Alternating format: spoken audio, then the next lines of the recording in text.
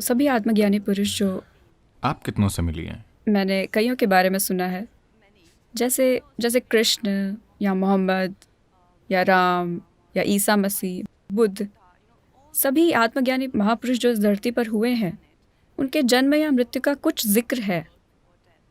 और जब शिव की बात आती है, जैसा कि आप कहते हैं और मैंने पढ़ा भी है कि वो स्वयंभू थे, और मैं अक्सर आपसे सवाल पूछती हूँ कि क्या वो हवा में गायब हो गए? और शायद ऐसा ही कुछ हुआ। यहाँ तक कि जिन महिलाओं से उनका विवाह हुआ, उनके साथ उनके बच्चे भी पैदा नहीं हुए। और वो कम से कम आप उन्हें जनसंख्या के लिए दोषी नहीं ठहरा सकते। सदगुरु, मैं एक बहुत महत्वपूर्ण बात पर आने वाली हूँ। ऐसी एक थियरी है कि मुझे लगा कि जनसंख्या भी बहुत महत्वपूर्ण नहीं है। नहीं नहीं, ऐसी एक थियरी है कि शिव एलियन है। मेरे पसंदीदा निर्देशक क्रिस्टोफर नोलन ने यह फिल्म बनाई, इंटरस्टेलर, जो मेरी पसंदीदा फिल्मों में से एक है, जिसमें वो लगातार कुछ जीवों को वो कहकर संबोधित कर रहे हैं। वो संपर्क कर रहे हैं, वो हमसे बातें कर रहे हैं, वो ऐसा कर रहे हैं, पर उन्होंने यह कभी स्पष्ट नहीं किया कि वो कौन थे, जैसे कि वो एलियन थे या वो ईश्वर थे, वो कौन थे। और सदगुरु, जैसे मुझे लगता है कि मैंने इसे महसूस किया है। जैसे जब मुझे कोई क्रिएटिव आइडिया आता है तो मुझे अपने दिमाग में कोई ऐसी चीज़ नहीं मिलती जो उसका स्रोत हो। यह बिल्कुल ऐसा है मानो मेरे सिर में एक चिट्ठी आ गिरी हो। ऐसा लगता है कि यह किसी बाहरी दुनिया से ये है। कन्फेशन नहीं है। मैं जानती हूँ कि ये कन्फेशन है, पर लेकिन सदगुरु, क्या ऐसा है कि हम बाहरी दुनिया के जीवों द्वारा चलाए जा रहे हैं? क्या ऐसा है?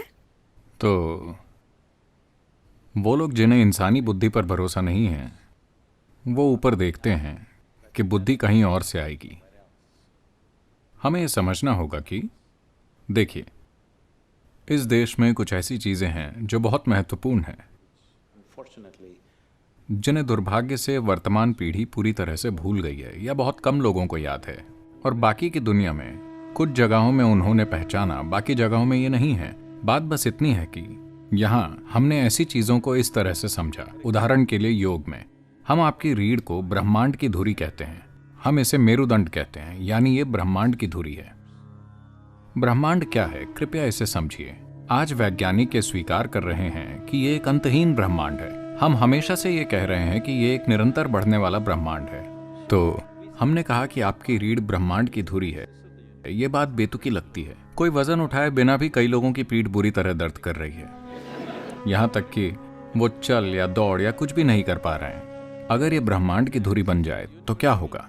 हम ऐसा इसीलिए कह रहे हैं क्योंकि देखिए, आपको पता है कि एक ब्रह्मांड है, या आप सोचते हैं कि एक ब्रह्मांड है, सिर्फ अपने अनुभव के आधार पर, है कि नहीं? अगर आपने अनुभव नहीं किया होता, अगर आप इसे नहीं देख पाते, अगर आप इसे इस तरह नहीं देख पाते और अनुभव नहीं कर पाते, तो आपको पता नहीं होता कि एक ब्रह्मांड है। केवल आपके अनुभव की वजह से ब्रह्मांड मौजूद है, और वो केंद्र जहां आपका अनुभव संचारित हो रहा है वो आपकी रीढ़ है। अगर हम आपकी रीढ़ में कुछ तार काट दें, आपको शरीर का भी कोई अनुभव नहीं होगा, ब्रह्मांड की तो बात ही छोड़िए।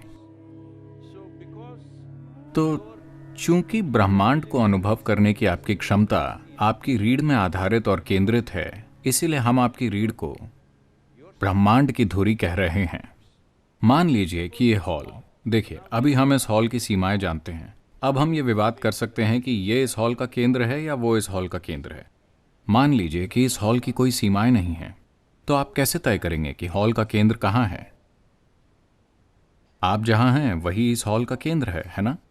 इस आधार पर एक मनुष्य के लिए हमने एक पूरी संभावना विकसित की कि कैसे न सिर्फ इन चीजों पर भरोसा करें, लेकिन इसे एक जीवंत अनुभव बना लें।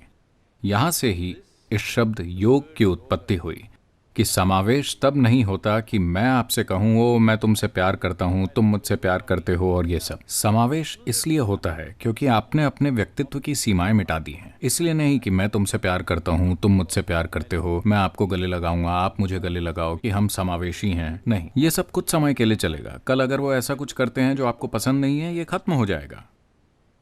पर जब आप अपने व्यक्तिगत स्वभाव की सीमाएं मिटा देते हैं, जिसमें आपका शरीर भी है, और आप जानते हैं कि यहाँ कैसे बैठना है, आप कौन हैं, उसकी सीमाओं से पहचान बनाए बिना आपकी शारीरिक रचना, आपकी मानसिक रचना, आपकी भावनात्मक रचना की एक सीमा है। ये बड़ी या छोटी हो सकती है। नहीं, मैं शरीर के बड़े होने की बात नहीं कर रहा हूँ। ये छोटा या बड़ा हो सकता है, पर इसकी एक सीमा है। पर ऐसे आयाम हैं जिनकी कोई सीमा नहीं है। जिसकी सीमा नहीं है उसकी प्रकृति अभौतिक है। तो हमारा फोकस हमेशा से उस आयाम में होता है जो अभौतिक है। इसीलिए शिव सबसे महत्वपूर्ण बन गए, क्योंकि शिव का अर्थ है वो जो नहीं है, वो जो अभौतिक है। अब क्या वो, हम जिस योगी की बात कर रहे हैं, क्या वो मानव हैं? क्या वो कहीं और से आए हैं? देखिए, कई चीज़ें हैं। जैसा आपने कहा, उनके कोई माता पिता नहीं हैं। जब आप शिव के बारे में बात करते हैं, उनके कोई माता पिता नहीं है, कोई जन्म स्थान नहीं है। किसी ने उन्हें बढ़ते हुए बच्चे की तरह नहीं देखा। हर समय जब भी हमने देखा, वो लगभग उसी आयु के थे। और हम नहीं जानते कि उनकी मृत्यु कहाँ हुई। इतने महत्वपूर्ण व्यक्ति उस समय में भी अगर उनकी कहीं मृत्यु हुई होती, उन्होंने एक मंदिर बनाया होता, वो उनके लिए किसी तरह का कोई स्मारक बनाते। ऐसा कुछ नहीं हुआ। तो कोई जन्म नहीं है, कोई मृत्यु नहीं है, कोई माता पिता नहीं है, कोई भाई बंधु नहीं है। ऐसा कुछ नहीं है जिससे सिद्ध किया जा सके कि वो यहाँ थे। क्या इसका मतलब ये है कि हम ये मान ले कि वो कहीं और से आए थे? जरूरी नहीं है।